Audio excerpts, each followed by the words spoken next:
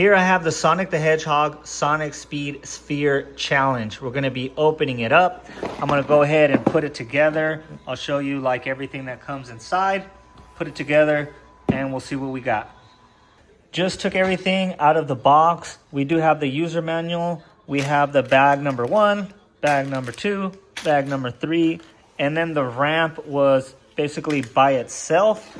We're gonna see the ramp is right here, and I wanna take out Sonic first, pretty much assemble him, and then we'll follow the rest of this, this manual here. We just finished assembling everything right here. It took me about 20 minutes to assemble everything, and now I want to show you guys each individual thing here so we can see what it looks like.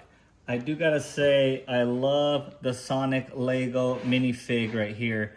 I like his head because his head is a little different, and I like the fact that you could see his arms right there.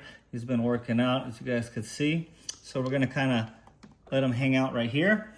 So he could actually go inside this ball. So all you do is take it apart, you put him in here, and then this portion right here is you just pound on here. Once you pound on here, and I'm gonna show you guys at the very end, and this is supposed to roll. He's supposed to go through this tunnel that we built right here. You could see it has flowers, has this little Tweety bird looking thing. It does have this little portal with the ring, and it has this evil guy, which I'm not even sure his name, but I really liked it when I was building him. And then you could put them just right up here.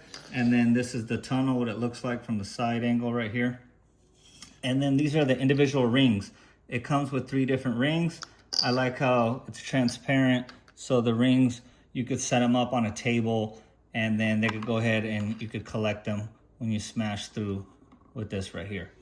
Now, this is a different thing that it's kind of like, you can see speakers in the back. It has this tree.